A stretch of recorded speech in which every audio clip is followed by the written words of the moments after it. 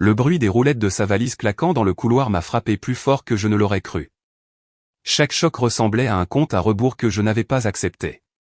J'étais debout dans la cuisine, tenant mon café comme si c'était une encre, la regardant se déplacer comme si j'étais invisible. Elle n'a même pas bronché quand je lui ai demandé « Tu es sûr de ça ?» Aucune hésitation, aucune culpabilité, juste un désinvolte, c'est juste une semaine à Key West avec Steve. Puis elle a marqué une pause, m'a adressé ce petit sourire qui me donnait des frissons et a ajouté « N'aie pas l'air si blessé. Ce n'est pas comme si nous étions amoureux. » Puis, se tournant à moitié dans l'embrasure de la porte, elle a lâché la phrase qui a brisé quelque chose en moi pour de bon, les vrais hommes ne se plaignent pas. La porte d'entrée a claqué avant que je puisse cligner des yeux. Je n'ai pas dit un mot, je n'ai pas crié, je n'ai pas supplié, je suis juste resté là avec cette tasse à la main tandis que la chaleur de la céramique s'infiltrait dans ma paume. Je n'avais pas eu de nouvelles de Steve depuis 1986, et maintenant il était l'ami de la plage avec qui ma femme s'envolait pour des retrouvailles. Comme c'est mignon. C'est à ce moment-là, absurdement domestique, étrangement silencieux, que quelque chose dans ma tête a basculé, comme un interrupteur rouillé qui s'enclenche enfin dans une nouvelle position. Pour être clair, j'ai 64 ans, je suis un ingénieur à la retraite de la marine. Je ne suis pas du genre à faire des drames. Je ne poste pas de citations ambiguës sur Internet et je ne vais pas pleurer auprès de mes amis. Mais j'ai du temps, de la discipline et 26 ans d'expérience à vivre avec une femme qui croit que je ne sais pas lire entre les lignes. J'ai versé le reste du café dans l'évier. Je n'en aurai plus besoin. Elle pense que c'est un jeu, une démonstration de pouvoir, une pause pour que je panique et que je prouve ma valeur. Elle pense que je vais rester assis là, à macérer dans la honte, et attendre qu'elle revienne avec un bronzage et une valise pleine de remarques passives-agressives. Elle ne me connaît pas du tout. La première chose que j'ai faite a été d'ouvrir le coffre-fort, non pas pour pleurer sur des souvenirs ou sentir la dernière carte d'anniversaire qu'elle m'a donnée. J'ai sorti nos actes de mariage, les relevés bancaires, ce contrat de mariage poussiéreux et jauni qu'elle pensait que j'avais oublié. Elle n'a jamais demandé ce que je faisais les jours où je n'allais pas à la pêche ou voir des amis, ce fut sa première erreur. Maintenant, écoutez, je partage cette histoire pour une raison. Pas pour la pitié, pas pour les applaudissements, mais parce que je sais que certains d'entre vous sont debout dans une cuisine en ce moment, tout comme moi, en train de réaliser que leur mariage ne tient que parce qu'ils le soutiennent. Et une dernière chose, si vous êtes le genre d'homme qui valorise la dignité plus que le désastre, vous n'êtes pas seul.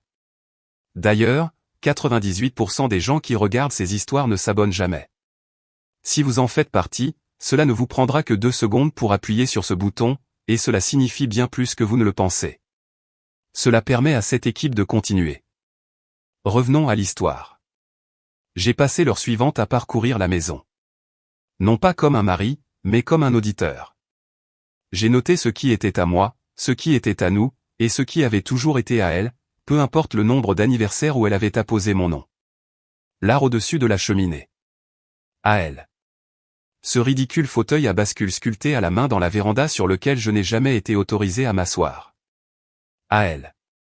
La chambre d'amis remplie de ces conneries de yoga et de livres d'inspiration jamais ouverts. Tout à elle. Vous voyez, Karen n'a jamais été désordonnée. Sa trahison était ordonnée, propre, calculée, ce qui signifiait que ma vengeance devait être encore plus nette. À midi, j'avais vidé la moitié de son côté du placard. Non pas avec colère, mais avec intention, comme si je me préparais pour une intervention chirurgicale. J'ai laissé la photo de mariage sur la commode. Je la voulais là, comme une photo de scène de crime épinglée au-dessus du bureau d'un détective. La preuve d'un temps où je jouais le jeu. La preuve de mon propre aveuglement. Je me souviens m'être assis sur le bord du lit ce soir-là, la maison vide à l'exception du bourdonnement du vieux ventilateur de plafond, et avoir pensé, cette fois, elle ne reviendra pas dans la même maison. Elle reviendra selon les termes d'un étranger. Et Steve. Oh, Steve allait avoir une conversation très intéressante bientôt. J'ai ouvert le coffre-fort non pas comme un homme trahi, mais comme un homme qui examine les plans avant une démolition. La serrure s'est ouverte avec un clic satisfaisant. Et à l'intérieur, soigneusement empilé, se trouvait l'anatomie d'un mariage qui se vidait de son sang en silence depuis des années. Sur l'étagère du haut, notre acte de mariage. En dessous, les papiers de ma pension de la marine. Puis venait le véritable or, les titres de propriété, 2 cartes grises, des synthèses de comptes bancaires et une enveloppe Kraft avec une tache de café dans le coin supérieur. Celle-là, le contrat de mariage signé en 97, notarié, jusqu'à ce moment, complètement oublié par la femme qui pensait que les vrais hommes ne se plaignent pas, serait la fin de la conversation. J'ai tout étalé sur la table de la salle à manger comme un expert de la police scientifique sur une scène de crime. Karen a toujours sous-estimé ma précision. 26 ans à être l'ingénieur ennuyeux l'avait endormi, lui faisant croire que je ne remarquais pas les petits détails. Elle disait que j'étais obsédé par l'ordre. Non, Karen. J'ai été entraîné à voir les schémas. D'abord, les relevés bancaires. 2 comptes courants joints, mais ces reçus Amazon Prime ne correspondaient pas aux sorties mensuelles. Alors, d'où venaient les autres débits? Ensuite, les factures de carte de crédit. Je les ai croisées avec les dates de ces vieilles photos et de ces légendes énigmatiques. Parfois, un peu de soleil est tout ce dont on a besoin. Celle-ci était géolocalisée à Boca Raton. La même semaine, 1742 $ ont été débités dans un hôtel-boutique dont je n'avais jamais entendu parler, sur une carte où je ne figurais pas. Elle avait ouvert un compte séparé au printemps dernier. Pas en secret, juste là où elle ne pensait pas que je regarderais. Wells Fargo, sous son nom de jeune fille, lié à un paiement de consultant de quelqu'un nommé S.J. Drummond. Steve. Un calme étrange m'a envahi. Pas de la rage, pas de chagrin, plutôt une clarté qui s'aiguisait comme une lame. Puis sont venus les actifs. La maison aux 2 noms, mais je l'ai achetée avant notre mariage. Un détail qu'elle essayait toujours de brouiller quand le sujet revenait lors des fêtes. Le titre de propriété disait le contraire. Je l'ai entouré en rouge. Les voitures, la mienne payée en totalité, la sienne en leasing. Les meubles, principalement les siens, criards et bruyants, comme la voix qu'elle utilisait quand elle voulait que les gens pensent que nous étions le couple parfait. J'ai fait une colonne intitulée « Donnable ». Mais la meilleure partie, le contrat de mariage. Elle y avait insisté à l'époque, juste pour être sûre. Ironiquement, il stipulait clairement que l'infidélité annulait le droit à la prestation compensatoire. J'ai lu cette ligne 2 fois, je l'ai soulignée et j'ai ricané. Puis sont venus les tiroirs oubliés. Il y avait une boîte en velours que Karen avait cachée dans le coffre-fort, une que je n'avais jamais remarquée. À l'intérieur, une paire de boucles d'oreilles en argent et un mot écrit de la main de quelqu'un d'autre, pour la fille qui n'a jamais changé. Est-ce, de tendres souvenirs de son petit ami du lycée, conservés à côté de nos actes de mariage. À minuit, j'avais 3 dossiers. Un pour l'avocat, un pour moi, et un étiqueté, Karen, pour ses archives. Pas parce que j'étais généreux, mais parce que je voulais qu'elle sache à quel point j'en savais déjà. Je voulais qu'elle ouvre ce dossier et réalise que ce n'était pas une réaction émotionnelle. C'était un audit. Elle aimait citer des conneries ambiguës sur « manifester la paix ». Eh bien, moi aussi, je manifestais, page par page. Quand j'ai éteint les lumières, le coffre-fort était vide. Mais mon plan, lui, ne faisait que commencer. Le lendemain matin, je me suis réveillé dans un silence si aigu qu'il aurait pu fendre du bois. Pas de Karen qui martelait le couloir avec des pantoufles qu'elle ne lavait jamais. Pas de mixeur rugissant à 7h30 pour son smoothie détox de déesse verte. Juste le ventilateur de plafond qui battait la mesure comme un métronome pour l'homme que j'étais. J'ai ouvert le placard et j'ai regardé le champ de bataille. Son côté était un chaos de blouses en soie qu'elle ne portait jamais, de talons dont elle jurait avoir besoin et de ses sacs à main hors de prix qu'elle disait être des investissements. Un par un, j'ai tout sorti. Non par colère, mais par efficacité. Je n'ai rien plié, j'ai tout mis dans des sacs, j'ai appelé un refuge pour femmes locales et je leur ai dit que j'avais 3 grands sacs poubelles de vêtements de marque à peine portés. Ils m'ont demandé pourquoi je les donnais. J'ai dit, parce qu'elle ne reviendra pas, et si elle le fait, elle ne reconnaîtra pas cet endroit. Son parfum persistait encore sur les tissus. Ce parfum poudré qu'elle portait même pour dormir. J'ai laissé la porte du placard ouverte quand j'ai eu fini. Il fallait laisser l'air circuler, en partie pour pouvoir le voir se vider comme une blessure qui cicatrise. Ensuite, j'ai parcouru la maison avec un bloc-notes jaune à la main. Chaque objet recevait une coche ou une croix.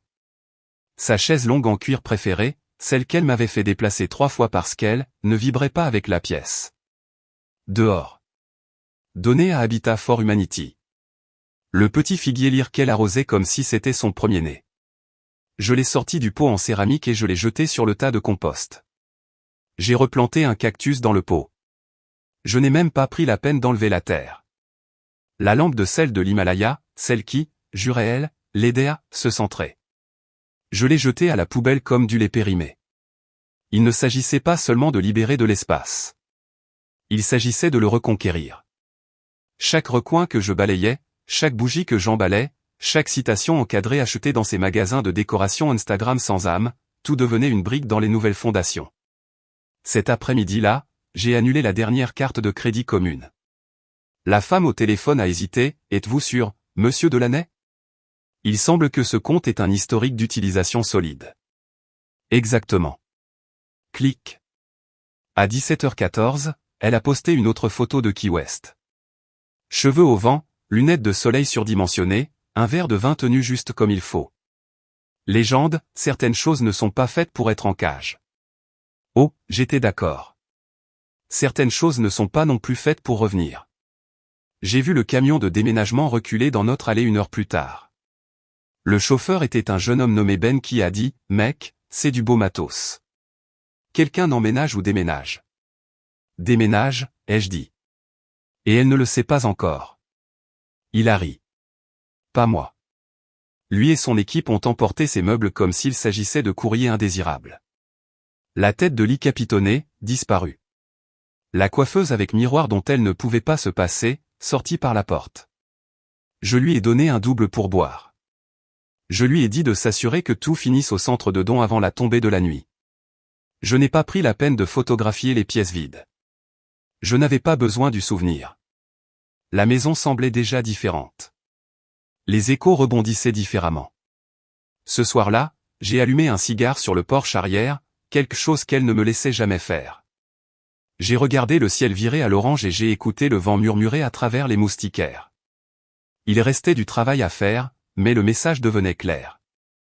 Pas seulement pour elle, qui ne l'avait pas encore vu, mais pour moi. Je n'étais plus l'homme qui sirotait son café, confus et acculé. J'étais celui qui dégageait la scène pour que le vrai spectacle puisse commencer. Le cabinet se trouvait dans un immeuble en briques restauré juste à côté de Market Street, calme, professionnel, avec des fenêtres qui laissaient le soleil de l'après-midi faire le plus gros du travail. Pas d'enseigne tape à accent grave-l'œil, pas de lettres dorées criant « Divorce », juste une petite plaque près de la porte qui disait « McConnell, droit de la famille ». C'était suffisant. À l'intérieur, l'air sentait l'espresso et le nettoyant pour sol au pain. La réceptionniste m'a offert de l'eau. J'ai refusé. Mes mains étaient pleines de preuves, d'intentions. L'avocate est sortie de son bureau 1 minute plus tard. La quarantaine, blazer bleu marine, sans chichi.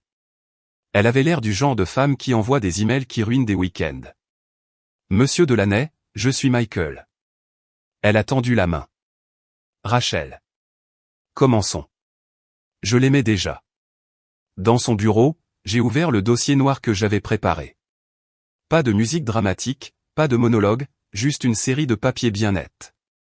Contrat de mariage signé et notarié. Impression des comptes joints avec les retraits entourés en rouge. Relevé bancaire de son compte secret sous son nom de jeune fille. Capture d'écran de publication, horodatage, géolocalisation et les commentaires qui racontaient des histoires qu'elle pensait que personne ne prendrait la peine de lire. Je les ai fait glisser sur la table. Elle les a scannés comme un chirurgien examinant un scanner. Conteste-t-elle déjà quelque chose? Elle ne sait pas encore qu'elle a perdu. Rachel a souri, juste assez pour révéler une fossette. Faisons ça proprement et rapidement. Elle a demandé si je voulais signifier les papiers maintenant ou la laisser se tortiller un peu plus longtemps. Attendez. Je mets encore quelques pièces en place. Elle a hoché la tête une fois. Séparation stratégique, donc. Je vais préparer le gel des avoirs et la revendication de résidence. Quand elle reviendra, elle aura l'impression d'arriver dans une maison qui ne reconnaît pas son nom. Je suis sorti de son bureau plus léger, mais pas dans le sens cathartique dont les gens parlent. Ce n'était pas de la guérison. C'était de la préparation. J'étais à mi-chemin de mon camion quand mon téléphone a vibré. Notification Instagram. Karen avait de nouveau posté. Cette fois, une photo de ses pieds dans le sable, mojito à la main, ongles de pied fraîchement peints. Légende, quand on lâche prise, on devient léger. L'ironie aurait pu tuer un homme moins solide. Elle n'avait aucune idée à quel point elle allait devenir légère, hors de la maison, hors de mes finances, hors du rôle qu'elle pensait pouvoir continuer à jouer pendant que je restais en arrière-plan, tenant la lampe de poche comme une sorte de bricoleur émotionnel. Je suis passé chez le serrurier ensuite. J'ai choisi un nouveau jeu de serrure. Numérique, programmable, inviolable, a-t-il dit. Vous vous attendez à des problèmes? Non, ai-je dit. Je m'assure que le problème ne pense pas pouvoir rentrer. Ce soir-là, j'ai déplacé les dossiers dans le coffre ignifuge du garage, j'ai vérifié les sauvegardes numériques, j'ai mis à jour mon testament. Je n'étais pas pressé. Je ne frappais pas à l'aveuglette. Je construisais une machine. Et bientôt, elle allait y entrer tout droit. Une étape à la fois. Et l'étape suivante, une visite tranquille à quelqu'un que je voulais rencontrer depuis des années. Quelqu'un qui détestait probablement Steve encore plus que moi. Le trajet a duré 45 minutes. Je n'ai pas mis de musique à fond. Je n'ai pas répété ce que j'allais dire. J'ai simplement laissé le bourdonnement des pneus servir de métronome pendant que mes pensées s'alignaient. Son quartier était le genre de perfection suburbaine dont Karen se moquait toujours. Des pelouses impeccables, des boîtes aux lettres avec des autocollants de lierre factice et des carillons qui sonnaient comme s'ils avaient quelque chose à prouver. Je me suis garé devant une maison beige à 2 étages avec un porche bien rangé et un panneau de bienvenue en céramique qui n'avait probablement pas menti depuis des années. La sonnette était une douce mélodie, pas le bourdonnement agressif auquel je m'attendais. Quelques secondes plus tard, elle s'est ouverte. Elle ressemblait exactement à ce que j'avais imaginé. La cinquantaine, sereine, avec un cardigan gris ardoise et des boucles d'oreilles en perles. Il n'y avait rien de tape à accent grave-l'œil chez elle, juste une précision silencieuse, le genre de femme qui ne se contente pas de dépoussiérer les plaintes, mais qui fait une rotation des couverts dans le tiroir tous les 3 mois. Elle a légèrement incliné la tête. Puis-je vous aider? Oui, ai-je dit. Mon nom est Michael Delaney. Je crois que nos conjoints ont quelque chose en commun. Son expression n'a pas changé immédiatement. Elle a juste cligné des yeux une fois. Puis une autre. Steve, a-t-elle demandé. J'ai hoché la tête. Le coin de sa bouche a tressailli. Pas un sourire. Pas encore. Plutôt le début de quelque chose qui dégèle. Entrez, a-t-elle dit en s'écartant. J'attendais ça. Son salon sentait le café frais et le produit à polir à la lavande. Il y avait des aquarelles encadrées au mur, une bibliothèque bien rangée par hauteur et pas un seul coussin de travers. Une femme qui avait construit sa vie pour survivre au chaos. J'ai respecté ça. Elle a désigné le canapé. Vous êtes le mari? Karen et moi sommes mariés depuis 26 ans. Elle a hoché la tête lentement. Steve et moi avons fêté nos 15 ans l'automne dernier. Êtes-vous ici pour exprimer votre rage ou pour élaborer une stratégie? J'ai failli rire. Pour élaborer une stratégie. Maintenant, elle a souri. Une courbe tendue et complice. Je suis Dana, a-t-elle dit. Et Steve est négligent depuis des années. Mais votre femme? Elle est une nouvelle saveur.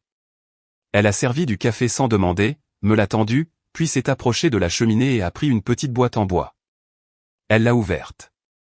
À l'intérieur se trouvaient des photographies, de vieux polaroïdes, quelques tirages, des captures d'écran de téléphone. Chaque femme dont il a dit qu'elle n'était qu'une amie, a-t-elle dit. Karen a commencé à apparaître il y a 1 an. Il a essayé de le cacher. Il essaie toujours, mais je connais la cadence, ses tics, ses rythmes. Je me suis penché en avant. Vous avez gardé des archives. Elle a hoché la tête. Bien sûr. Je ne suis pas du genre à crier. Je suis du genre patient. Nous avons passé les 40 minutes suivantes à dérouler des chronologies comme dans une opération militaire, les eurodatages des réseaux sociaux de Karen, les voyages de consultation de Steve, les retraits bancaires, les messages que Dana a interceptés, les reçus qu'elle a sortis de son portefeuille pendant qu'il se douchait. Tout y était. Pas seulement la preuve de la liaison, mais le schéma. Je n'essaie pas de la ruiner, ai-je dit. J'essaie de l'éliminer. Silencieusement, définitivement. Dana a remué lentement son café. Alors nous sommes sur la même longueur d'onde. Elle s'est levée et a quitté la pièce. Elle est revenue en tenant un dossier avec son nom gravé sur la couverture. À l'intérieur, un formulaire de procuration résidentielle temporaire, notarié. Je devrais rester chez vous pendant au moins 30 jours pour établir ma position, a-t-elle dit. J'ai déjà parlé à un avocat. Je suis clean. Pas de casier judiciaire, pas de dette. Si elle essaie d'entrer de force, je suis une résidente légale. Je l'ai regardé un instant. Vous feriez ça? Dana m'a regardé droit dans les yeux. Cet homme a fait de moi un fantôme. Je suis prête à être l'apparition qui le hantera. Nous nous sommes serrés la main. Pas de vœux dramatiques, pas de discours, juste un accord entre deux personnes qui avaient été heurtées par le même bus. Roues différentes. Quand j'ai quitté sa maison, le soleil était bas. Je ne me sentais pas en colère. Je me sentais armé. Pas avec des armes, mais avec un alignement. Elle était la variable que Karen n'avait pas vue venir. Et bientôt, elle se tiendrait à l'intérieur de la maison que Karen croyait encore sienne, en attendant. Le lundi matin, la symphonie des perceuses et des bottes a commencé. J'avais tout programmé à la minute près. 3 entrepreneurs échelonnés sur 2 jours, chacun avec un travail et aucune curiosité. Le premier a changé les serrures, pas seulement la porte d'entrée, mais chaque point d'accès, porche arrière, garage, même la petite porte latérale inutile que Karen disait toujours être charmante. Disparu. Remplacé par des serrures intelligentes, un accès par empreinte digitale et un code maître de dérogation que seul moi connaissais. Le second a installé le système de sécurité, capteur de mouvement, caméras intérieures, non pas parce que je m'attendais à ce qu'elle fasse irruption, mais parce que je voulais des preuves quand elle essaierait. Le troisième était un peintre qui finissait la chambre d'amis. Ton neutre, literie neuve, impeccable. Aucune trace du rose poudré sur lequel Karen avait insisté l'année dernière en disant que sa cousine pourrait venir. Cette chambre appartenait maintenant à Dana. Elle a emménagé silencieusement le mardi soir, une valise, un sac d'ordinateur portable et la concentration calme de quelqu'un qui a répété le moment dans sa tête pendant des mois. Pas de drame, pas d'hésitation. Elle a parcouru la maison comme si c'était un échiquier et qu'elle connaissait déjà le dernier coup. Nous n'avons pas beaucoup parlé ce soir-là. Nous n'en avions pas besoin. Je lui ai montré le code d'accès, le classeur dans le bureau où je gardais les documents et la cafetière qu'elle était libre d'utiliser. Elle hochait la tête à chaque chose comme un soldat à qui on montre son poste. La seule fois où elle a souri, c'est quand elle a ouvert le placard à linge et a vu que les serviettes brodées de Karen avaient disparu. Elle brode toujours des choses qu'elle pense leur appartenir, a-t-elle dit. Je l'ai laissé s'installer et je suis sorti sur le porche, regardant le quartier bourdonner comme si de rien n'était. Madame glacée d'un accent grave côté a fait un signe de la main depuis ses hortensias. Vous faites un peu de redécoration? Je dégage juste un peu de désordre, ai-je dit. Elle a souri et est retournée à sa taille. C'était la beauté de la chose. Tout semblait ordinaire de l'extérieur. Peinture fraîche, lumières améliorées, la voiture de Dana garée proprement dans l'allée comme n'importe quel invité. Mais à l'intérieur, l'équilibre avait changé. Chaque objet de la maison avait maintenant un but. Chaque tiroir était vérifié. Chaque pièce réaffectée. J'ai déménagé mes affaires dans la chambre principale, seule. Dana a pris la chambre d'amis. Nous ne faisions pas semblant. Ce n'était pas une imposture. C'était légal, documenté, exécutoire. Ce soir-là, elle m'a remis une copie de l'affidavit de résidence. Signée, notariée, attestée par son propre avocat. Je suis officiellement résidente maintenant, a-t-elle dit. Si votre femme revient avant que le gel ne soit finalisé, elle devra passer par moi. J'ai levé mon verre de Bourbon à la vie stratégique. Elle a trinqué son thé au mien, l'expulsion tactique. Nous n'avons pas ri. Nous n'en avions pas besoin. Le vendredi, j'ai transféré le nom de Karen des services publics partagés, annulé ses abonnements, fait suivre son courrier à une boîte postale qu'elle ne savait pas exister. Son nom s'évaporait lentement de la maison comme la fumée d'un feu déjà éteint. Et la partie la plus satisfaisante, elle était toujours à Key West en train de poster des sottises filtrées. La vraie paix vient quand on arrête de regarder en arrière. Parfois, un geste vaut 1000 excuses. Pendant ce temps, son billet de retour approchait. Elle allait revenir dans une maison où ses clés ne fonctionnaient pas. Et une autre femme allait ouvrir la porte. Pas n'importe quelle femme. La femme, celle qui connaissait Steve mieux que Karen ne le connaîtrait jamais. Celle qui ne criait pas, ne pleurait pas, ne menaçait pas. Celle qui avait simplement emménagé légalement et n'allait nulle part. Elle est arrivée un mardi soir, ce genre de crépuscule humide du sud qui rend tout plus lourd qu'il ne l'est. Le Uber s'est arrêté comme d'habitude, de la même manière qu'elle s'attendait à ce que l'allée soit toujours la sienne. Elle est sortie avec des lunettes de soleil surdimensionnées, les marques de bronzage gravées sur sa peau, traînant une valise qui ne semblait pas avoir roulé sur le moindre gramme de remords. Elle s'est arrêtée sur le trottoir, a pris une grande inspiration et a souri à la maison. Elle imaginait probablement que je serais à l'intérieur, faisant les 100 pas de honte, prêt à baiser le sol sur lequel elle marchait. Peut-être même prêt à supplier, à implorer, ou, sa fantaisie préférée, à m'excuser. Au lieu de cela, elle a fredonné un air, Fleetwood Mac, bien sûr, et s'est dirigée vers le porche. Elle a fouillé dans son sac, a sorti ses clés et en a inséré une avec confiance dans le pen dormant. Tour. Rien. Encore. Rien. Elle s'est figée. Elle a regardé la clé comme si elle se trompait. Elle a essayé l'autre porte. Même résultat. Puis sont venus les coups. D'abord polis, puis irrités, puis de véritables coups de poing. Michael, ouvre cette satanée porte. Tu es sérieux, là? Le fredonnement avait disparu. Après une longue minute, la serrure a cliqué de l'intérieur. La porte s'est entr'ouverte de quelques centimètres. Mais ce n'était pas moi qui étais là. C'était Dana. Calme, sereine, habillée comme si elle venait d'une réunion de club de lecture, pas d'un champ de bataille. Son expression était illisible, mais pas hostile, juste lasse. Karen a cligné des yeux, a fait un pas en arrière complet. C'est quoi ce bordel? Dana a ouvert complètement la porte. Vous devez être Karen. Le visage de Karen s'est tordu, cette même confusion arrogante que j'avais vue tant de fois quand le monde ne tournait pas à sa guise. Où est mon mari? Dana lui a tendu une enveloppe Kraft impeccable. Il n'est pas là. Karen a baissé les yeux. En tête légale, son nom, numéro de dossier et un titre très clair en gras, notification de transfert de résidence temporaire et de saisie conservatoire en vue d'un litige. Qu'est-ce que c'est que ça, a-t-elle craché. Dana est sortie sur le porche. Cela signifie qu'en ce moment, vous ne vivez pas ici et que vous violez une propriété privée. Karen a ri. Ce rire strident et paniqué que les gens utilisent quand la réalité les frappe trop vite. Vous plaisantez. Vous ne pouvez pas juste. Je peux, a dit Dana, calme comme toujours. Je suis une résidente légale. Votre mari, bientôt ex-mari, m'a accordé une location temporaire. Tout a été déposé, vérifié, attesté. La voix de Karen s'est brisée. Vous êtes la femme folle de Steve, n'est-ce pas? Dana n'a pas bronché. Pas folle, juste méticuleuse. La lumière du porche s'est allumée automatiquement alors que le soleil plongeait derrière les arbres. Karen a regardé autour d'elle comme si la maison elle-même l'avait trahie. Elle a vu la nouvelle serrure à clavier, les pots de fleurs disparus, la balançoire du porche vide. Son monde s'effritait lentement et n'avait même pas encore touché le sol. Je veux parler à Michael. Dana a mis la main dans sa poche et lui a tendu une note pliée. À l'extérieur, pour Karen. Karen l'a dépliée avec des doigts nerveux. Il était écrit, Karen, tu as dit que les vrais hommes ne se plaignent pas.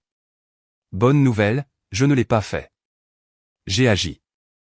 Consulte ton avocat et vérifie tes soldes de compte pendant que tu y es. Tu trouveras que tout ce que tu as laissé est exactement là où tu l'as laissé. Sauf le contrôle. Ça, c'est parti. M. La main de Karen est tombée le long de son corps. La note a flotté jusqu'au sol du porche. Dana a fait un petit pas en avant. Il y a un banc au bout de la rue si vous avez besoin de passer des appels. Je le ferai avant que le shérif n'arrive. Parce que si vous entrez à nouveau dans cette maison sans autorisation. Elle n'a pas terminé sa phrase. Elle n'en avait pas besoin. Karen a ramassé sa valise lentement, toujours hébétée, toujours chancelante. La porte moustiquaire s'est refermée derrière elle avec la finalité d'un verdict. Elle a regardé autour d'elle comme quelqu'un qui essaie de se réveiller d'un rêve. Mais le cauchemar était réel, et elle n'avait pas encore vu le pire. Karen s'est assise sur le trottoir comme une veuve de guerre qui n'a pas encore accepté le télégramme. Sa valise renversée à côté d'elle, à moitié ouverte, quelques articles de toilette se déversant comme le contenu d'une identité brisée. Dana ne l'a pas suivie. Elle n'en avait pas besoin. La porte était fermée, verrouillée, défendue non pas par la violence, mais par une structure juridique si froide et précise qu'elle aurait pu être en acier renforcé. Karen a sorti son téléphone avec les doigts tremblants de quelqu'un qui commence à réaliser qu'elle a mal calculé le champ de bataille. Elle a navigué dans ses applications, en commençant, bien sûr, par le compte bancaire joint, celui qu'elle a utilisé pour réserver des vols et des massages à Key West. Celui qui l'avait autrefois fait se sentir invincible. Erreur. Compte introuvable. Elle a cligné des yeux. Elle a réessayé. Même résultat. Elle est passée au compte d'épargne. Pas d'accès. Autorisation insuffisante. Elle a ri. Un son sec et rauque qui n'a pas atteint ses yeux. Puis elle m'a appelé. Messagerie vocale. Elle a essayé de se connecter à notre compte hypothécaire. Identifiants invalides. Puis, un ping de mail. De Michael Delaney. Objet, clarté. Message, Karen. Je ne t'ignore pas. Je donne simplement la priorité à la paix. Consulte ton avocat avant d'envenimer les choses. Cette propriété est sous gel en vue d'un litige. Cela inclut l'accès, l'occupation et les réclamations financières. Ton nom a été légalement suspendu de tous les biens communs en attendant la dissolution. Prends soin de toi. Vraiment, M. Ce fut le moment. Pas la porte verrouillée, pas le sang-froid de Dana, pas même la purge du compte bancaire. Cet email, le ton, a frappé plus fort que n'importe quelle insulte qu'elle aurait pu imaginer. Pas de rage, pas de supplication, juste une distance froide et irréfutable. Elle s'est levée brusquement, manquant de tomber, a attrapé sa valise, la traînant par une poignée tandis que les roulettes cliquetaient contre le trottoir comme des os sur le pavé. Ses lèvres bougeaient en silence alors qu'elle comptait des noms dans sa tête. Amies, toutes ses copines, avaient déjà pris parti dans n'importe quelle histoire qu'elle avait tissée autour de Margarita. Famille, sa sœur en avait assez du drame. Steve n'était certainement pas disponible, car Steve était sur le point de vivre son propre règlement de compte. Son esprit tournait en rond. Elle a ouvert Uber. Batterie, 9%. Trajet le plus proche, 12 minutes. 12 minutes en exil. Elle s'est rassise sur le trottoir, a vérifié son reflet sur l'écran de son téléphone. Rimel qui coule, gloss estompé, le bronzage commençant déjà à appeler. Une femme qui pensait pouvoir transformer la trahison en émancipation venait de découvrir ce qu'était le vrai pouvoir. Et ce n'était pas une publication Instagram filtrée. C'était une feuille de calcul, un contrat de mariage, un affidavit notarié. Elle s'était envolée en pensant qu'elle tenait les rênes. Elle est revenue pour découvrir qu'elle avait été auditée, expulsée et efficacement effacée. De l'autre côté de la rue, un voisin est sorti sur son porche avec un bol de céréales, a jeté un coup d'œil, puis est rentré sans un signe de tête. Même le quartier lui tournait le dos. Au moment où le Uber est arrivé, elle était pâle sous son bronzage.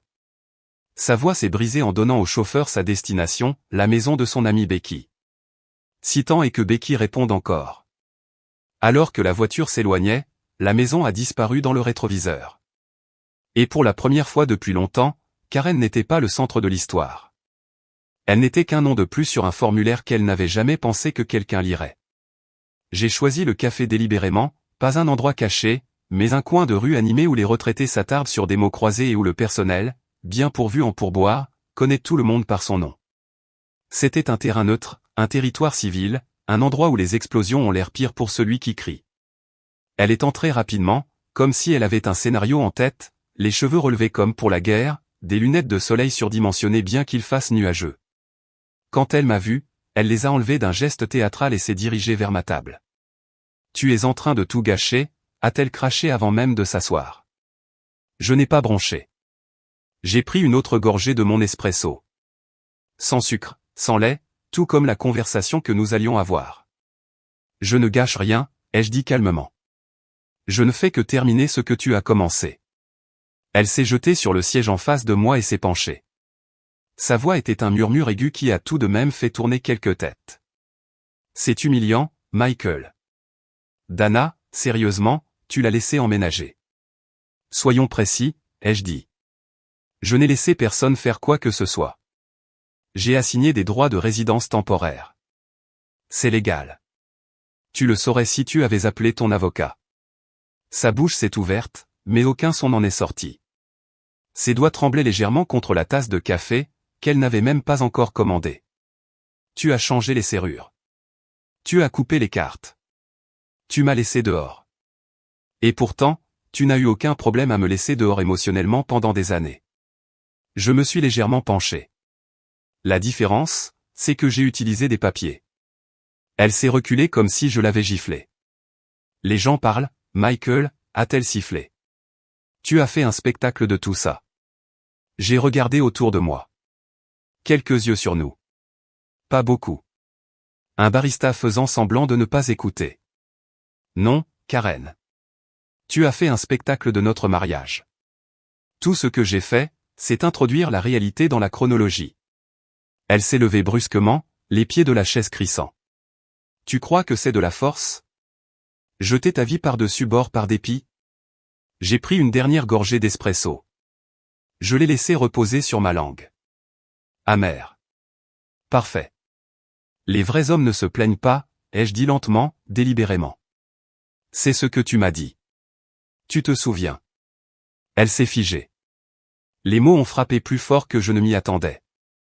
J'ai posé la tasse vide, l'ai alignée soigneusement avec la soucoupe et je me suis levé.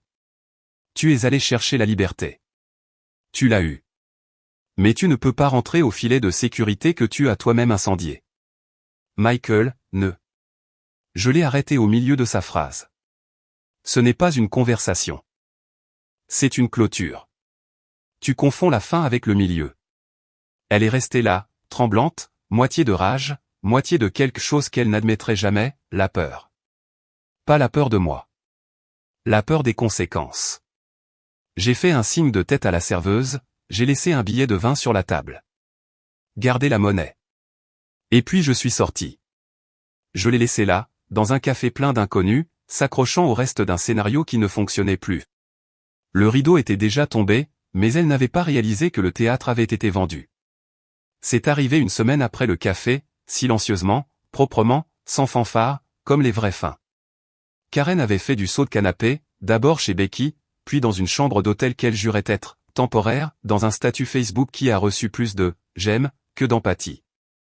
Son bronzage s'était estompé. Sa confiance a suivi. Les cernes sous ses yeux étaient plus sombres que les sacs de créateurs qu'elle exhibait autrefois. Puis, tôt le jeudi matin, sa voiture a disparu du parking de l'hôtel. Pas volée, saisie. Elle a appelé la banque frénétiquement, seulement pour découvrir que son nom avait été retiré du plan de paiement des semaines auparavant. La voiture était en leasing aux deux noms, mais le déclencheur final était sa propre signature, celle qu'elle a utilisée lorsqu'elle a détourné nos fonds communs pour réserver une suite face à l'océan avec Steve. Elle est restée là, criant dans le vide, tandis que le conducteur de la dépanneuse haussait les épaules et s'en allait. 1 heure plus tard, elle a reçu l'appel. Le bureau du shérif. Elle avait une seule chance de récupérer le reste de ses affaires à la maison. 10 minutes, sous surveillance. Tout ce qui restait serait considéré comme abandonné. Elle n'avait même pas de moyen de s'y rendre. Dana a refusé de lui parler directement, mais a clairement fait savoir par son avocat que la réadmission ne serait accordée que sous escorte légale, et une seule fois. Elle est donc arrivée sur le siège arrière de la voiture d'un vieil ami, les cheveux en désordre, les yeux injectés de sang, vêtue de la même tenue qu'elle avait portée dans 2 vidéos d'excuses sur Instagram qu'elle a rapidement supprimées. Un adjoint du comté attendait sur le trottoir, regardant sa montre. « Vous avez 10 minutes, madame », a-t-il dit. « Vous serez surveillée. Rien ne sort à moins d'être déjà dans des boîtes. » Elle a essayé de discuter. « Dans des boîtes par qui ?» Demande du propriétaire, a-t-il dit. Et c'est là qu'elle l'a vu. Dana, debout à la porte, calme, en jean et chemise en lin, un presse-papier à la main. Et à côté d'elle, un homme d'une 40aine d'années, sourire amical, la main posée légèrement dans le bas du dos de Dana. Le nouveau locataire. Son remplaçant. Pas seulement dans la maison. Dans l'histoire. La gorge de Karen s'est serrée. Qu'est-ce que c'est? Dana n'a pas bronché. C'est à ça que ressemble le fait d'avancer. À l'intérieur, tout avait disparu. Du moins tout ce qui lui avait appartenu. Les meubles donnés, les photos stockées, ses œuvres d'art emballées dans des conteneurs étiquetés dans le garage. Elle n'était même pas autorisée à les toucher, juste à pointer et à demander la livraison. Chaque pièce qu'elle traversait résonnait comme un reproche. Elle est sortie 10 minutes plus tard, les mains vides, en silence, escortée par l'adjoint comme une invitée qui a trop prolongé son séjour à une fête où elle n'était pas invitée au départ. Et c'est là qu'il lui a remis. Une enveloppe blanche unie. Pas de nom à l'extérieur, juste un sceau légal. À l'intérieur, la demande de divorce finalisée, effective immédiatement. La confirmation de la vente de la propriété. La clôture de tous les comptes partagés. Une liste des articles en entrepôt et un délai de 30 jours pour les récupérer. Et une seule note manuscrite sur un Bristol de la marine. Karen, tu as choisi tes vacances. J'ai choisi ma paix. Aucun de nous deux ne reviendra. Michael. Elle est restée là, sur le trottoir, tandis que l'adjoint retournait à sa voiture de patrouille et que la porte d'entrée se refermait pour la dernière fois. Pas avec un claquement, mais avec un clic. Précis. Permanent. Les voisins regardaient par leurs fenêtres. L'un a fait un signe de tête polie. Un autre a fermé ses stores. Karen a serré l'enveloppe comme si elle pouvait encore être réécrite. Comme s'il y avait une version de tout ça où la musique se mettait à jouer et où la porte s'ouvrait et où quelqu'un, n'importe qui, lui demandait ce qu'elle voulait. Mais cette version, elle n'a jamais existé. Elle avait passé des années à écrire le scénario, et Michael avait simplement changé la fin.